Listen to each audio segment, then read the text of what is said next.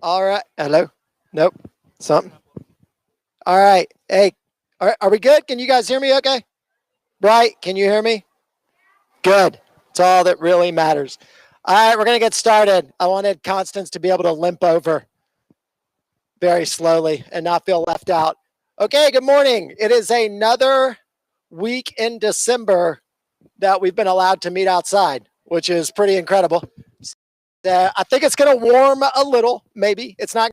So we got that going for us. Thank you guys for being here. We have a couple of announcements. Amber, do you want to go first? Yeah.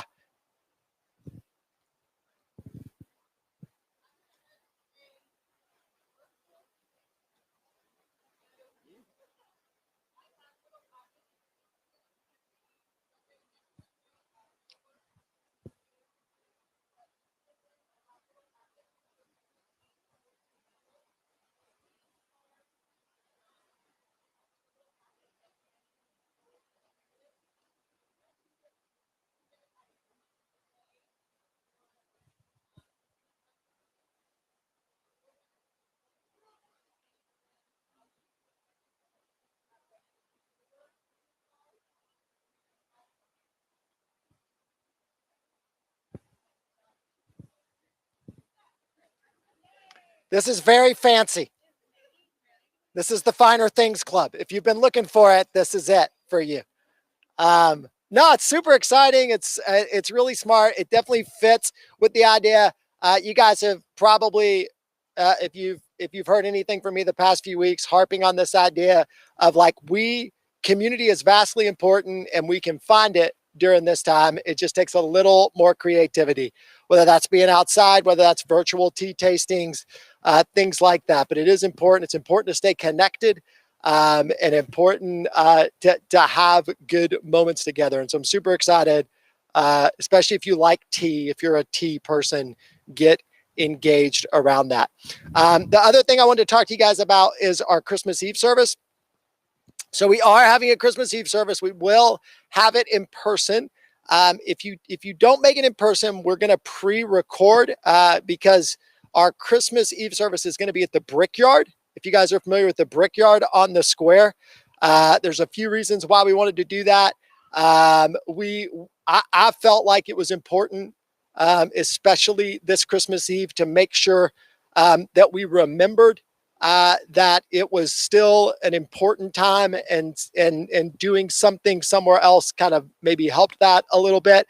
The second reason we're doing it at the Brickyard is they have a really, really nice courtyard outside. And so our fingers are crossed that the weather's going to hold, that we could actually do the Christmas Eve service outside. But even if we can't, the inside of the Brickyard is very spacious. I think it's taking 200. Is that right? And so we're going to be able to put our people in there and be safe and have doors open, and there's high ceilings and all those things. But that's going to be at 5:15 on Christmas Eve. And my promise to you is this: I know all you really want to do is sing songs and maybe light a candle. And so I'm not going to talk a lot on Christmas Eve. And so if you want to come, or you have family members who want to come, and that makes sense for you, we would love to see you guys 5:15 Brickyard Christmas Eve. If not, we will have it online, but they don't have internet access there. So we'll pre-record it, and we'll make sure that we have that somewhere for you to go watch on Christmas Eve. So that's it for me for announcements. It's Advent. It is Advent. I'm going to talk a little bit more kind of about our specific Advent themes in a little bit. But just if you didn't know, Advent is the season that the church spends preparing for Christmas. That the church early on in its traditions realized that life is busy. It's always busy. It's full, and it's full of distractions. And that there are particular times in life when it's important to make sure that you don't let moments pass you by. And the celebration of Christmas, the celebration of God coming to earth in human form, is one of those things. That it is a time where we get together and we celebrate and focus on a day, but that we probably need our hearts prepared to really even begin to appreciate that day. So we take the 4 weeks leading up, the 4 Sundays leading up to Christmas, and we spend some time doing things a little bit differently. One of the things that we do is we light this wreath. We tried to light it earlier, but it's windy, and so it's a bit of an exercise in futility. And so you're going to light it in your mind's eye today, all right?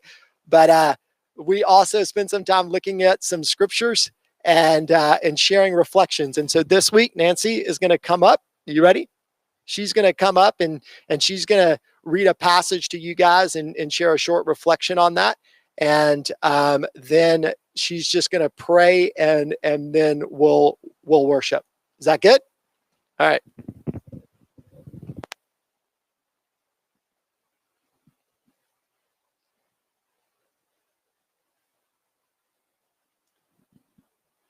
I'm scared to death that I'm going to speak and I'm going to hurt everybody's ears with the microphone. Okay, I'm reading Isaiah 11, 1 through 10. It's a passage that speaks about the coming of the Lord. And one of the reasons I think it's an important passage is because, and why it matters to me, is because we walk through, we just live in the mix. We walk through light and dark and God and not God and good and evil. And there's so few places in the Word where we get a clear picture of what the goodness of the Lord looks like, unmixed. And this is one of those places. And I love it for that. Okay. So I'm going to read and then throw in some comments. A shoot will come up from the stump of Jesse. From his roots, a branch will bear fruit. So out of the stump comes a branch, comes a shoot, something new. The Spirit of the Lord will rest on him, the Spirit of wisdom and of understanding, the Spirit of counsel and of might, the Spirit of knowledge and fear of the Lord. And he will delight in the fear of the Lord. And I think that phrase catches my ear, delighting in the fear of the Lord. In Proverbs, it tells us that the fear of the Lord is the beginning of wisdom. And so delighting in the fear of the Lord has something to do with wisdom. There's another proverb, I think it's Proverbs 8, that says, to hate evil is the fear of the Lord. The fear of the Lord is to hate evil. So thinking about this new shoot and this new thing that the Lord is doing, he's going to delight in the fear of the Lord, which means his delight is also rooted in hating evil.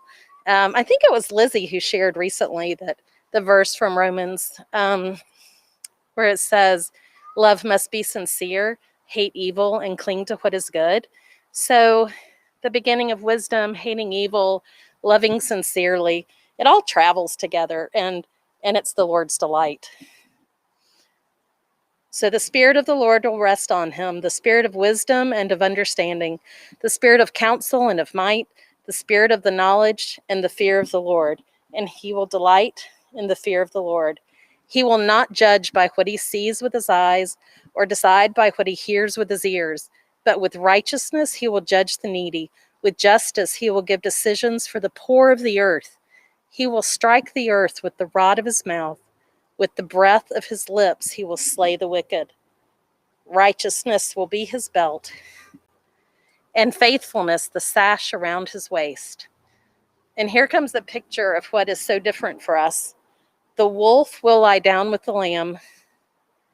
The wolf will live with the lamb. The leopard will lie down with the goat, the calf and the lion and the yearling together, and a little child will lead them. The cow will feed with the bear. Their young will lie down together, and the lion will eat straw like the ox.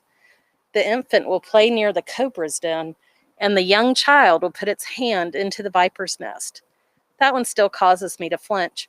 But it's this picture, right, of no predator and prey relationship, no animosity, no threat.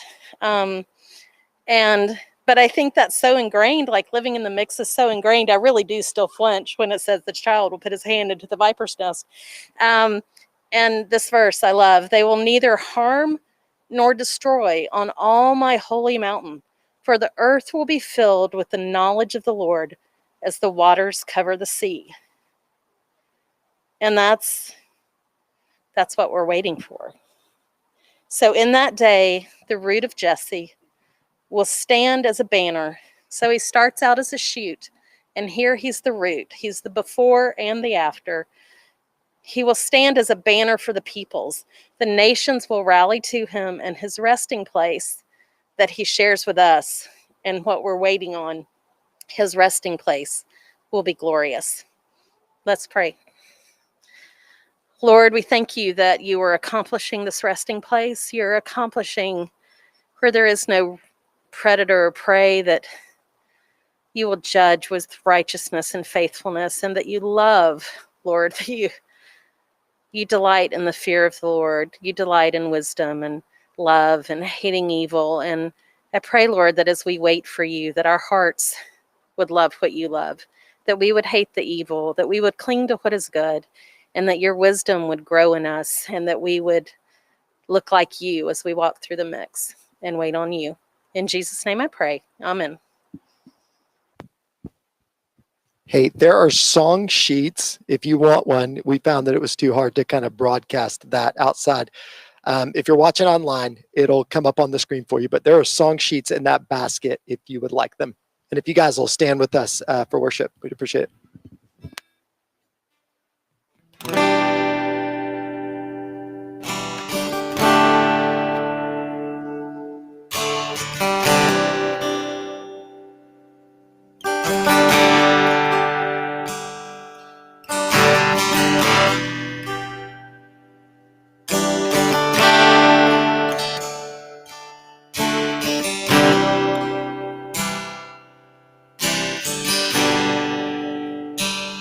Oh, how high would I climb mountains if the mountains were where you hide? Oh, how far I'd scale the valleys if you grace the other side. Oh, how long I chased rivers from the lowly seas where they rise into rush of grace descending from the source of its supply. It's in the highlands and the heartache, neither more or less inclined. Oh, I would search and stop at nothing. You're just not that hard to find. So I will praise you on the mountain, and I will praise you when the mountain's in my way. You're the summit where my feet are. Oh, I will praise you in the valley all the same. No less God than the shadow, no less faithful when the night leads me astray. You're the heaven where my heart is, and the highlands and the heartache are the same.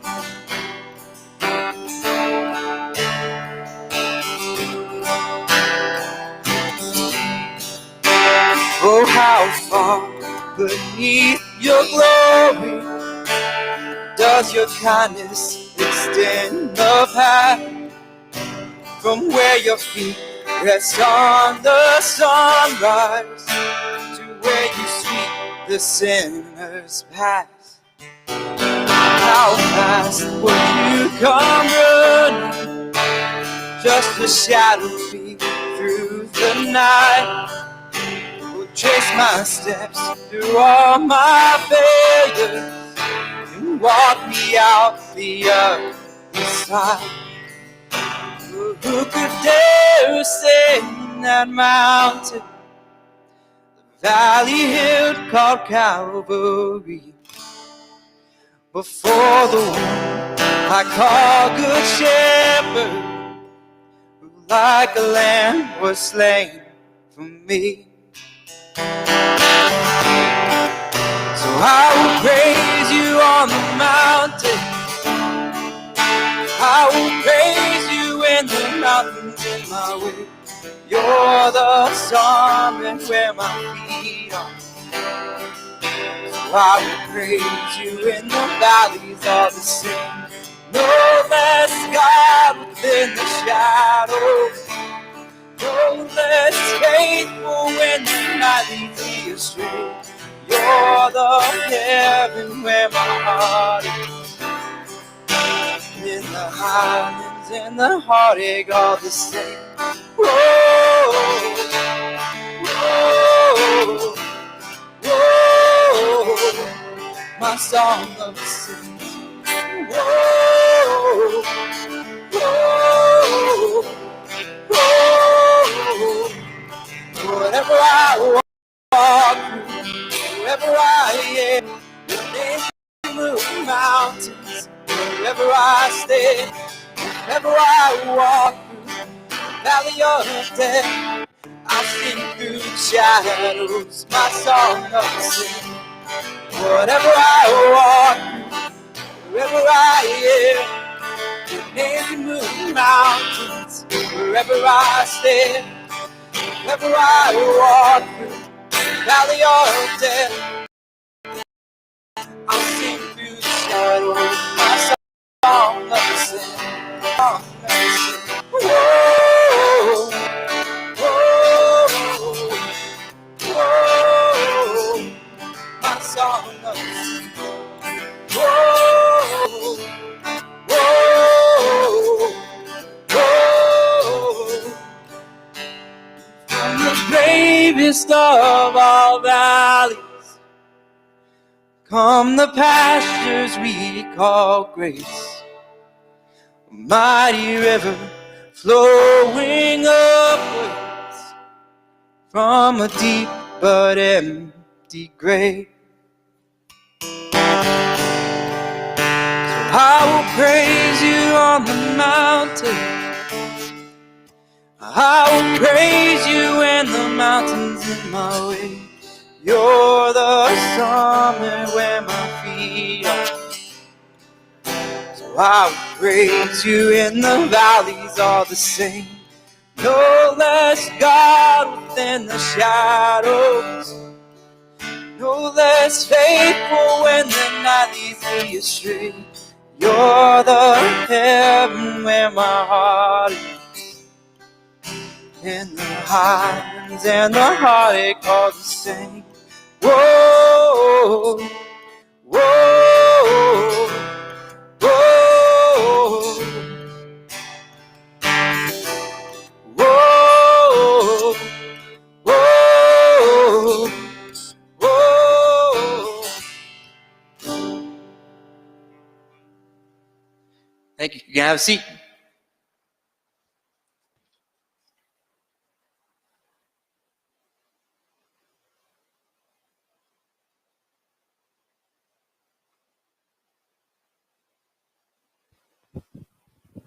All right.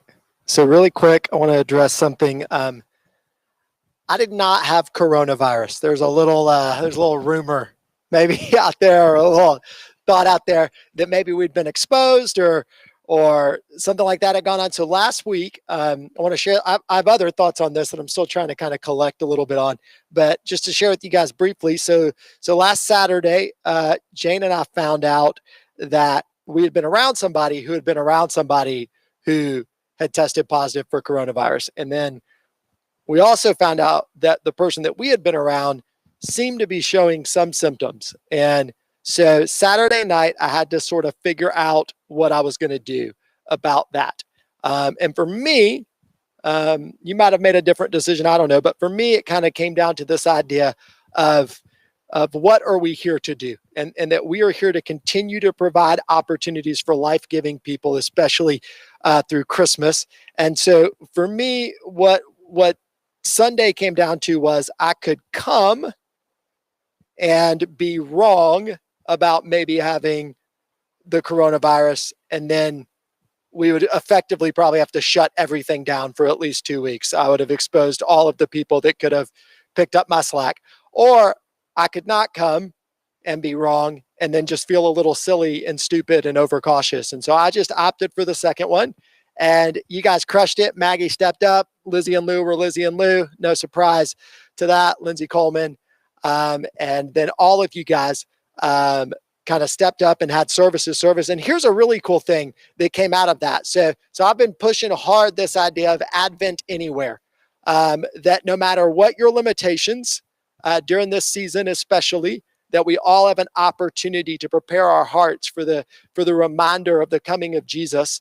And so our family got to be a part of what I think is at this point 7 families and growing that actually did service at home. They did it in their houses. One family actually came by here, and I think we put it in their trunk. Did that happen? Yeah. And then other families, we dropped some things off at their houses. And so it's really been a neat opportunity to see, at least for me, the amount of obstacles that I put in the way of sort of honoring and serving and worshiping on a regular basis that don't need to be there.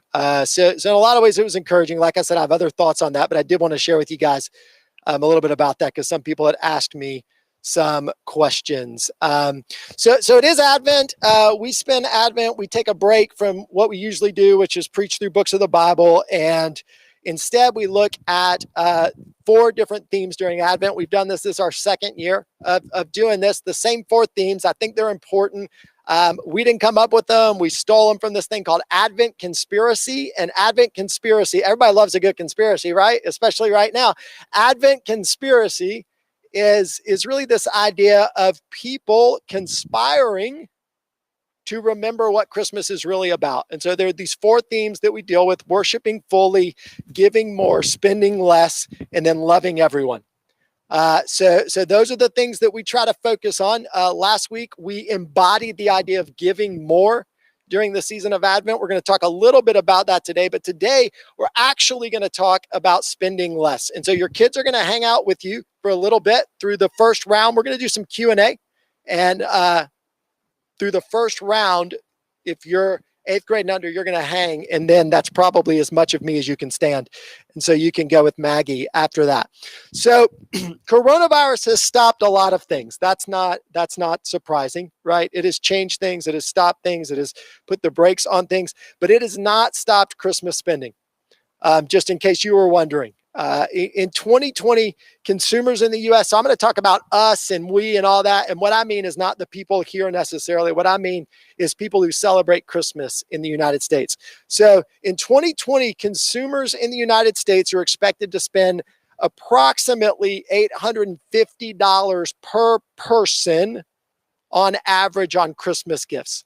So that means if you live in a home with 2 people, you'll spend about $1,700.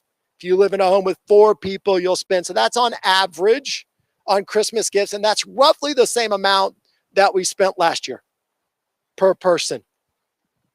Now, coronavirus has changed how we spend, and that's probably not surprising. Cyber Monday was projected to be the largest online shopping day in U.S. history this year. And it was a 15% increase over last year. And on that day, we spent $10.8 billion. Billion. That's what we spent on Cyber Monday. And we also found out that in 2020, roughly 50% of U.S. consumers plan to buy gift cards or gift certificates. Isn't that awesome, right? And super personal. And I get it. Like, I get that we're spending a lot more online, and I get why people are buying gift cards or gift certificates. They're sort of hoping down the road in a lot of ways. There are reasons, but it's also interesting to me that our response to our world and our economy shrinking is to spend more at greater distance from the people that we care for. And that's not just a trend that I think can be blamed on a pandemic. It's probably a trend that can be blamed on inconsistencies in the way we approach and the way we spend in relation to Christmas, especially as those who see Christmas as a celebration of the incarnation of God. So that's what we're going to talk about today. But to kick it off, here's what we're going to do. Here are your first 2 questions, all right? And so you need to be near at least one person that you can talk to. Constance, go hang out. Go. All right. Y'all figure it out. Keep your distances and be safe. But here are your first two questions. I'm going to give you guys a couple of minutes to talk about these two questions. One, what is one of the best or most meaningful gifts you've received at Christmas? So think about that. Best or most meaningful gifts that you can remember that you received at Christmas. I tried to do this. I have a terrible memory anyway, but I don't remember any gifts. The second is I want you to try to answer this question. Why do we even give gifts at Christmas? All right. Why do we give gifts at Christmas? What's the point? Like, why was that a tradition that started? All right. So go for it. You guys got a couple of minutes. Talk about those things. And do the same thing if you're at home. Do the same thing. One of the best or most meaningful gifts you've received at Christmas, and why do we give gifts?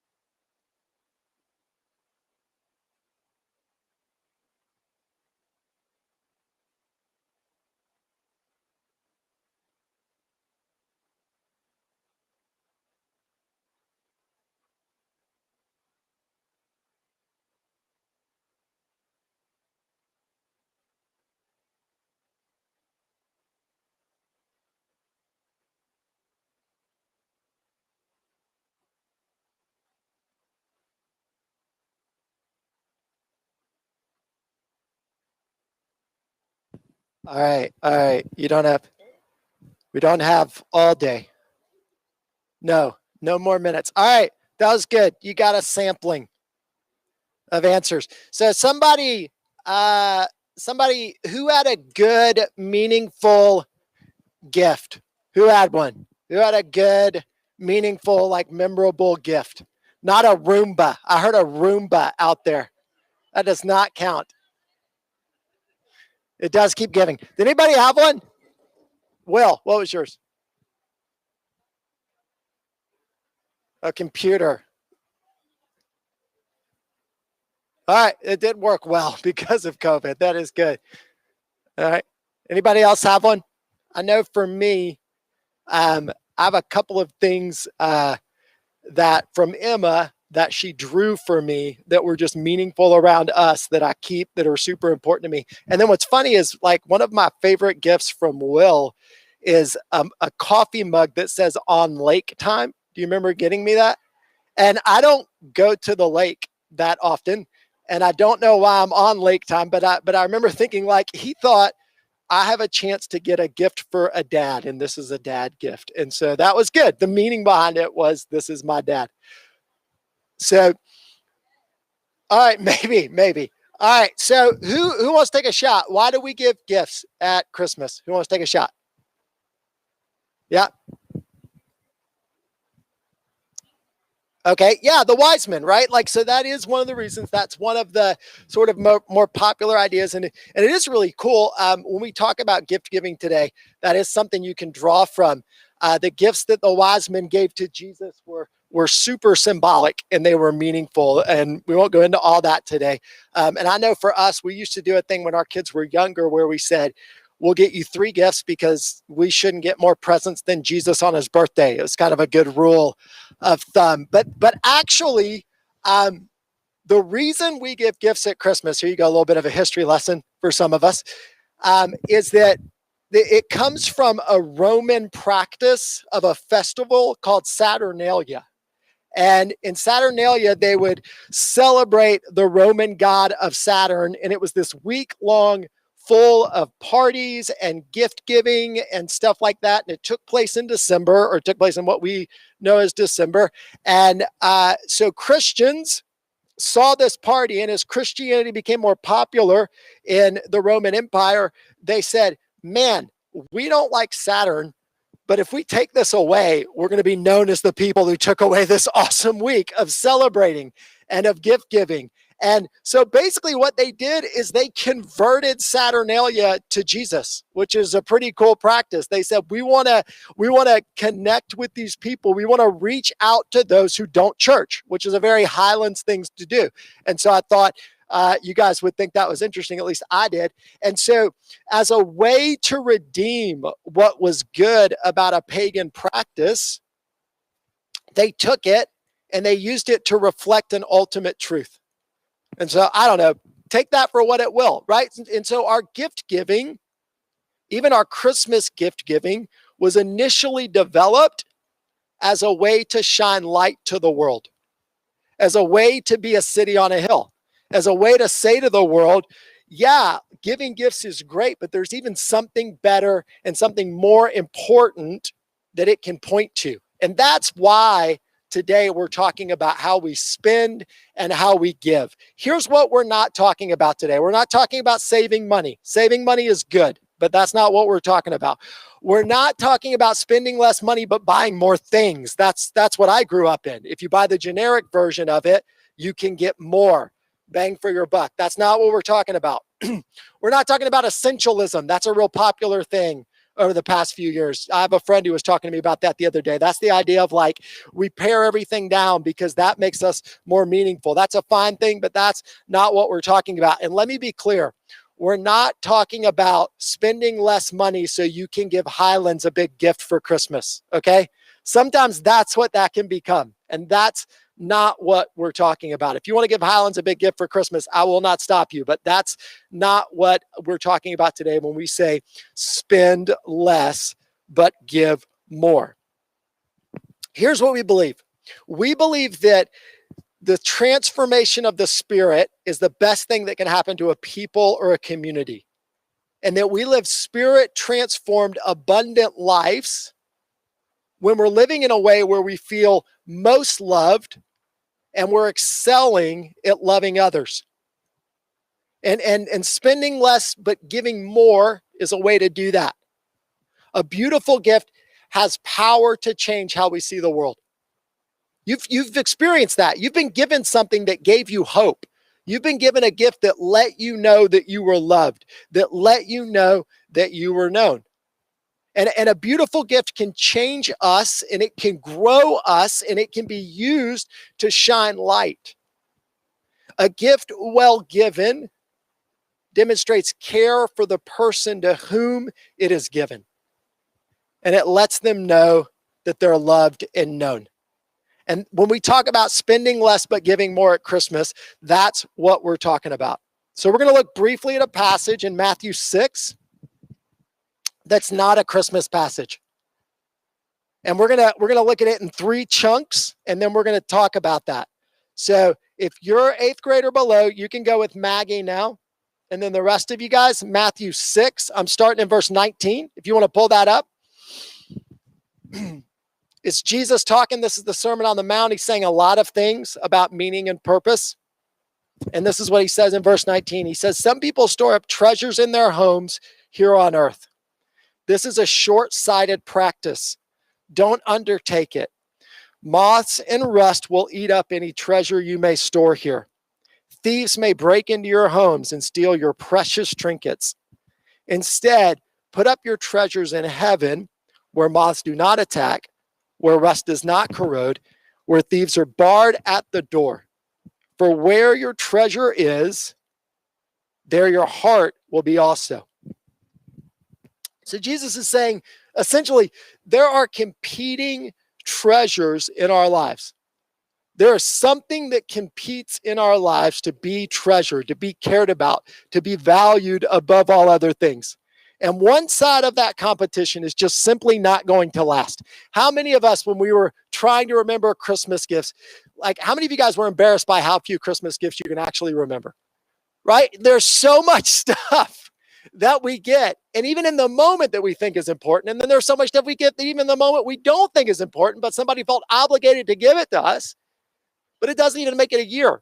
How many of you guys have moved, packed boxes, moved, and then never unpacked the box that you packed, right? It just sat in the corner, right? These are things that we think we treasure, but the truth is it won't last. But there are things that we can treasure that will last. And our spending reflects what we treasure. It's not necessarily what we treasure, but it reflects what we treasure. And what we treasure reflects our hearts. You guys probably know some of these statistics. It's always fun when you talk about Christmas spending to talk about statistics, right? Because we can be like, oh my goodness. 1/3 of holiday spending isn't paid off 2 months later. 1/3 of it isn't paid off 2 months later. Most of us don't even want 2/3 of what we get. And we're still paying it off months later.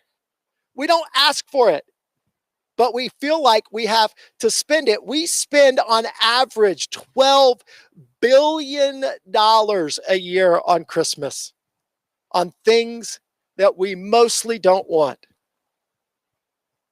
While at the same time, 785 million people in our world live without clean water.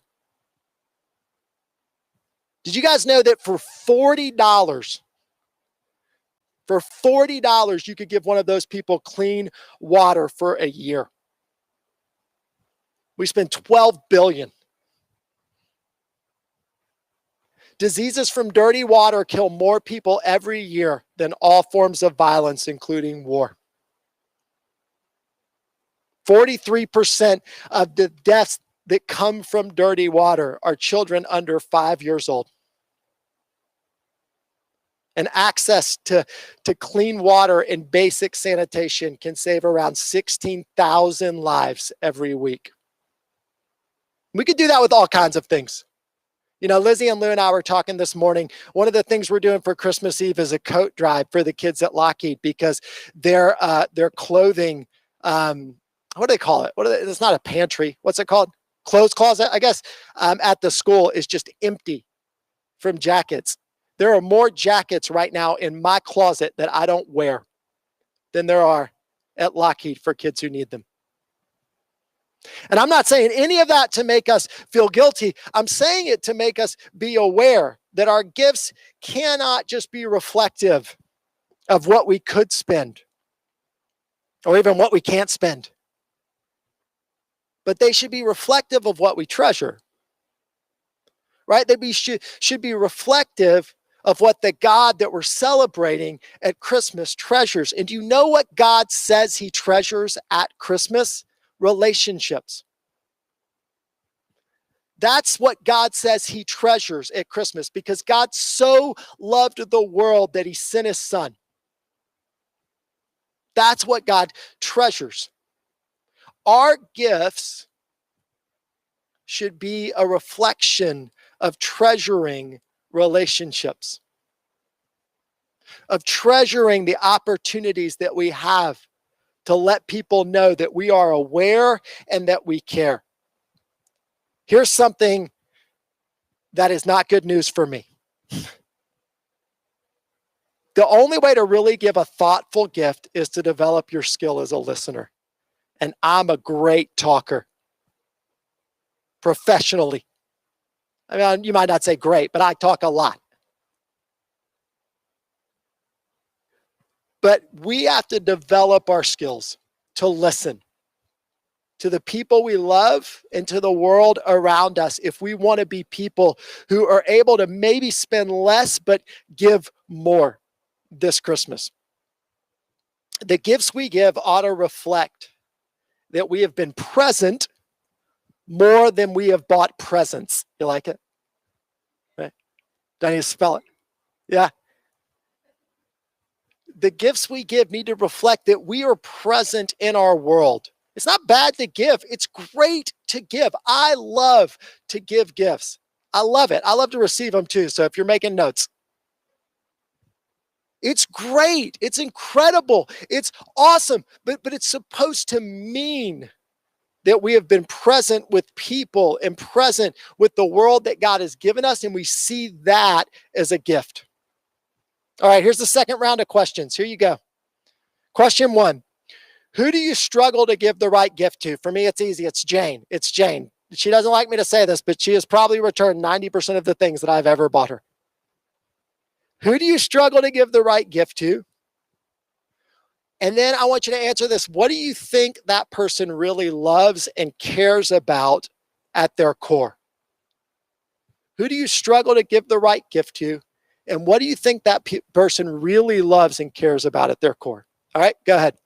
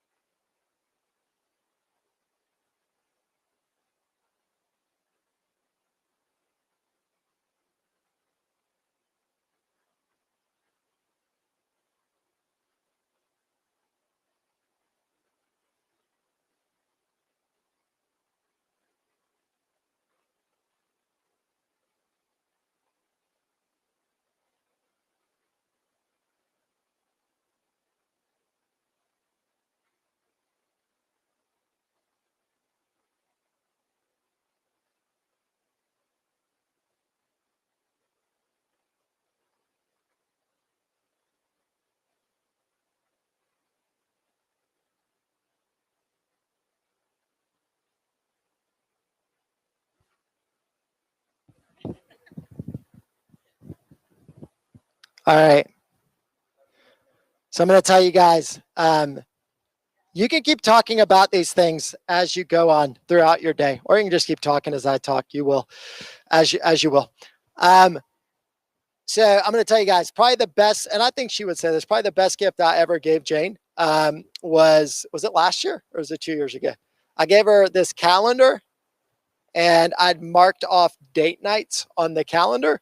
and I taped money to each month, so I made sure we had money for the date nights, and that's because Jane likes quality time, and she loves that. And so it was probably the one time that I really spent time listening, not to what I wanted Jane to want, but what she actually wanted. And so just think about that with those people. What would lead to spending time with the person that you love? It's a good answer to that question for anybody you struggle to purchase for. What would lead to spending time with them? Now, you may say, I don't want to spend time with them, and that may be the gift, but that's kind of where you are. So Jesus goes on in verse 22, and he says, the eye is the lamp of the body. You draw light into your body through your eyes, and light shines out to the world through your eyes. So if your eye is well and shows you what's true, then your whole body will be filled with light. But if your eye is clouded or evil, then your body will be filled with evil and dark clouds. And the darkness that takes over the body of a child of God who has gone astray, that is the deepest, darkest darkness there is. So when Jesus speaks of eyes and light, what he means is the center of your focus. And we've talked about this before. We talked about it a few weeks back, how he said you're with race car drivers, that if they don't want to hit the wall, the worst thing they can do is look at the wall. That your car goes where your eyes go. And that's what Jesus is talking about, right? That when the eye focuses on something of value, it becomes the conduit that fills the heart with what has been focused on. And so if your eye is focused on good things, if your eye is focused on eternal things, if your look towards spending and towards giving is about the value of the people and the value of the gift that is Jesus, then you will move towards good things. But when we focus on things that are short-lived, or things that are greedy, or even things that are materialistic in nature, then what happens is we lose the opportunity of Christmas to take in light and to be light. Uh-oh. It's really hard when the wind kicks up out here. That's how much I love you guys. And so the question that we need to ask when we talk about spending less and giving more is not an amount, but it's what's our focus. What are we looking at? What are we looking for? What are we looking towards? Is it an obligation? The obligatory thing. I had a friend who said the worst thing in the world is something called a gift exchange, because if it's an exchange, it's not a gift. Right? And so many of us, we feel like that. Oh gosh, thank God for us. Now, you ever get a gift for somebody you didn't get a gift for? You get it from them and you didn't give. Jane will tell you, I'm like, oh gosh, what do we have to do? I need to know the rules. Are we supposed to bring stuff? Did they bring stuff? It's terrible, but that's because my spending and my giving is focused on my own insecurities and my own need to be approved of. What do we really value? What are we really focused on? Third question, here you go. This one's going to be fun. Do you even know where most of your money goes at Christmas? Do you even know? We've had moments when we've been like, we spent this. What did we spend it on? Do you know where most of your money goes at Christmas? And what does that say about your focus? And then the next question is this: are there things you wish your money went to, but it doesn't? Are there things you wish you had money at Christmas that went towards things, but it doesn't? So go ahead and talk about that. Do you know where your money goes, and what does it say about your focus? And are there things you wish your money went to at Christmas that it doesn't?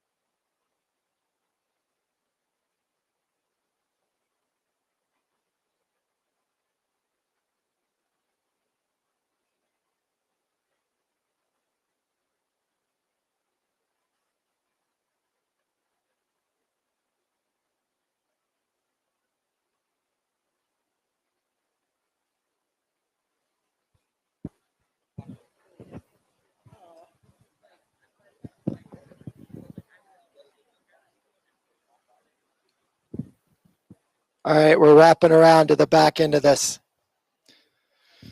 So the final part of this passage, we're going to look at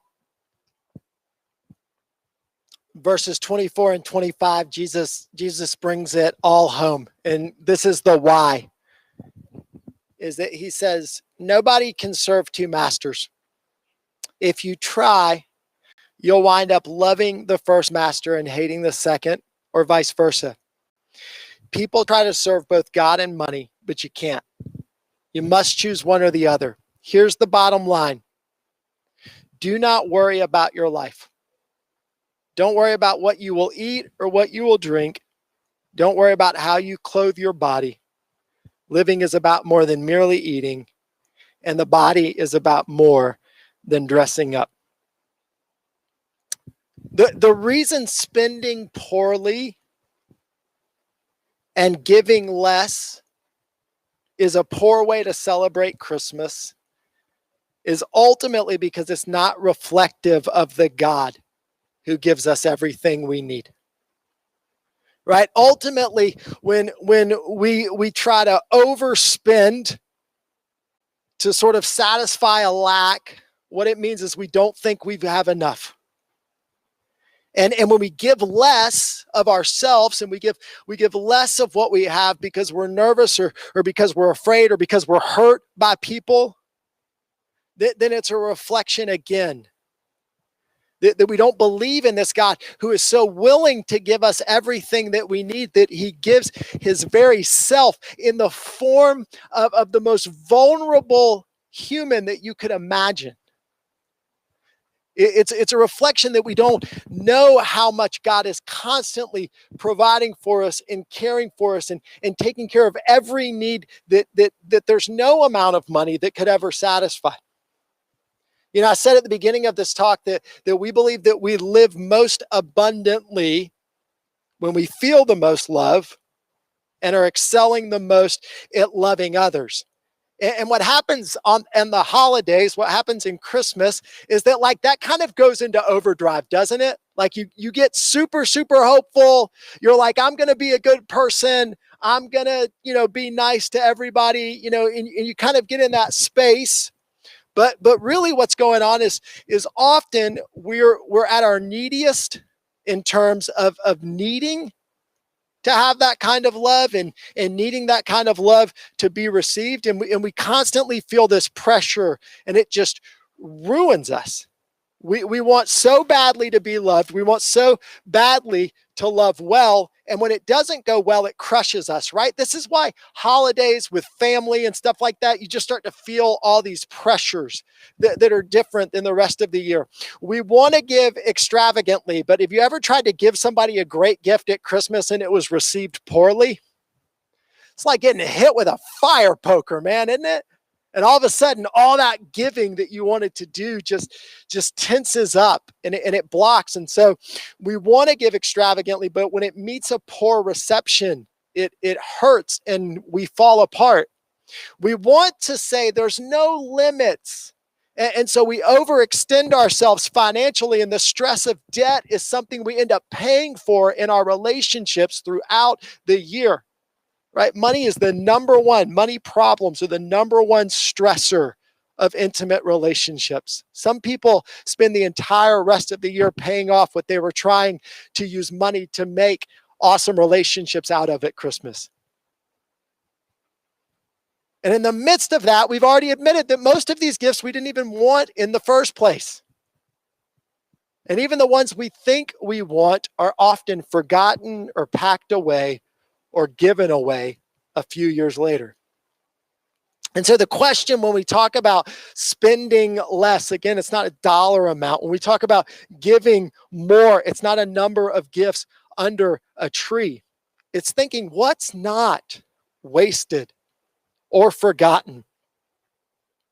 And those are gifts that are given out of knowing that our gifts aren't going to solve us. They're only going to reflect and symbolize the gift of God that has already solved us. I know that sounds cheesy. I know that's like, the Grinch's heart grew 3 times or whatever. And I know you've probably already bought a bunch of stuff. And if it was for me, you don't need to return it. Don't worry about it. We'll work through it. But what if this? What if you decided this Christmas to just give one more thing that was about relationship? What if that's what you did? And what if maybe as a part of that, you decided to return one thing that wasn't? One thing that you had gotten out of obligation, or you'd gotten because it was easy or it was on sale. And instead replaced that with one thing that was about relationship.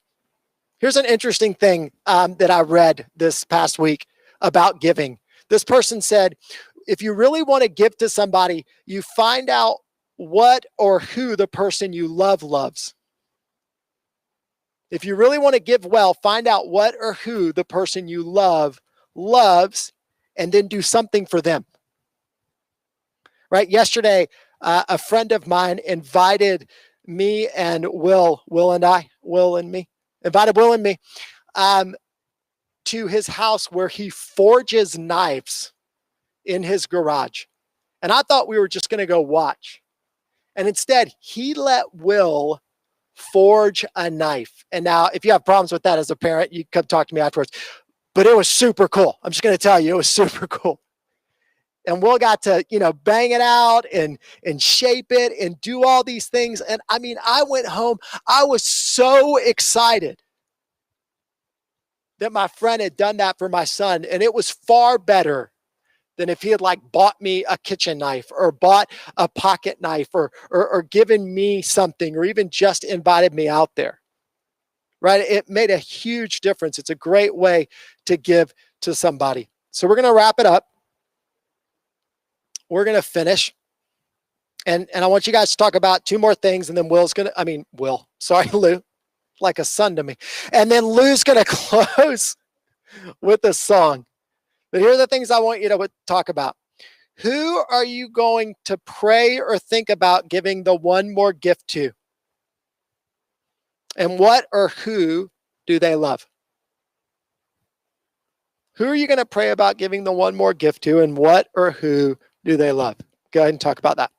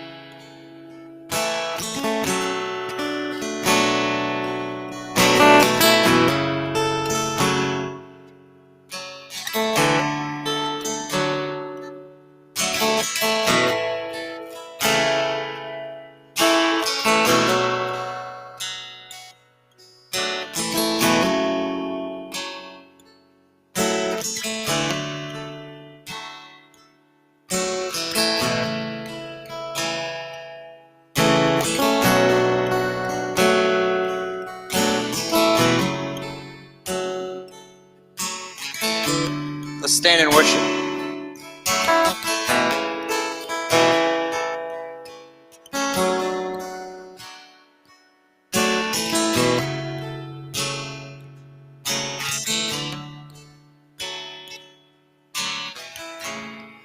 want to know you, Lord, like I know a friend. I want to know you, Lord.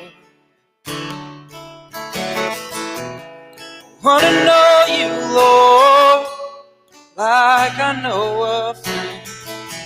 I want to know you, Lord. So I'm laying down all my religion.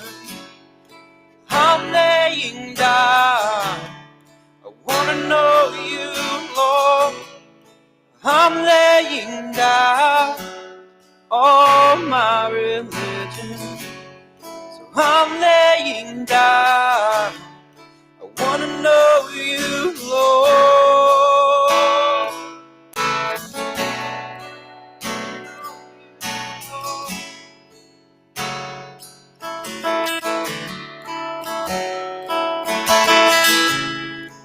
I used to think I could box you in, but I'm laying down.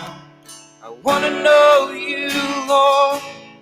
And I used to think I could box you in, but I'm laying down. I want to know you, Lord. I want to know you, Lord.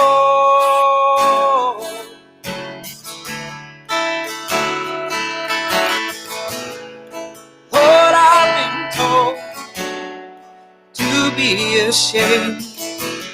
Lord, I've been told I don't measure up.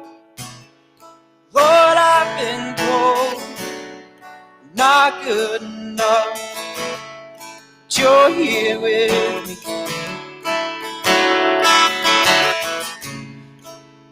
And I reach out and you find me in the dust.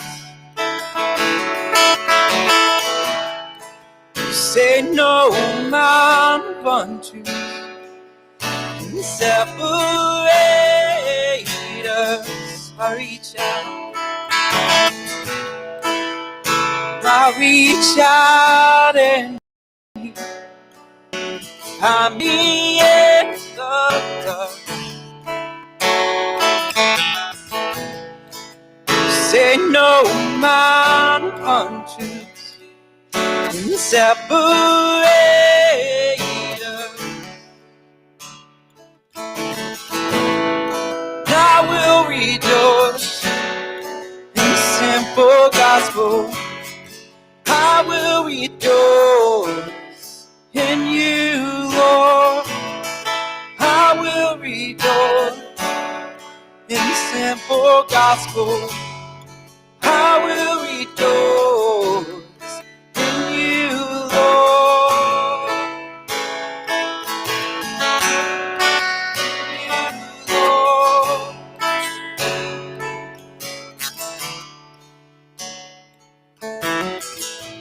So I'm laying down all my religion. I'm laying down in you, Lord. So I'm laying down all my religion.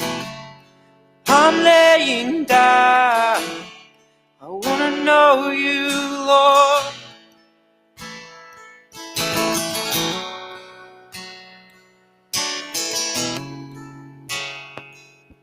So the goal for this and kind of the way we're approaching Advent and Christmas this year is really to allow us to put our hands around what it means to celebrate, what it means to embrace abundant life, but also to reflect that to the world. And so I hope that you'll grab hold of this in some way this week, or at the very least, I hope you'll spend some time thinking and talking about what resonated with you from this, or even what bothered you from it. Like if you're like, man, I didn't like that. That made me feel this way or that way. All of that is a way to grow. All of that is a way to be shaped into the image of Christ. So I'm going to pray for us and we'll be done. God, thank you.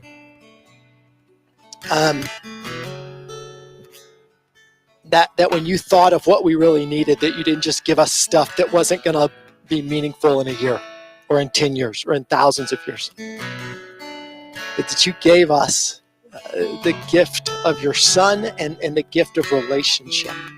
God, the gift of connection.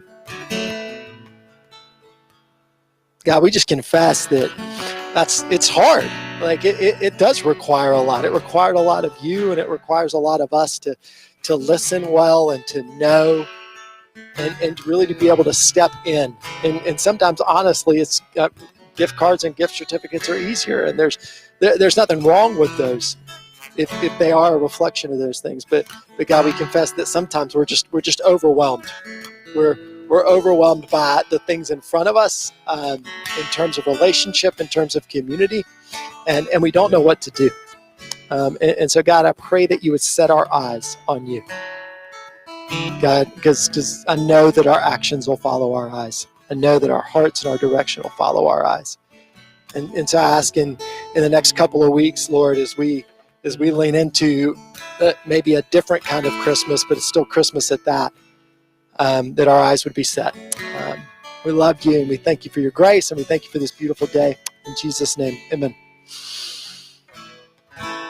All right, we're going to pack this stuff up. Y'all hang out, talk to each other, and enjoy that. Enjoy some space with each other.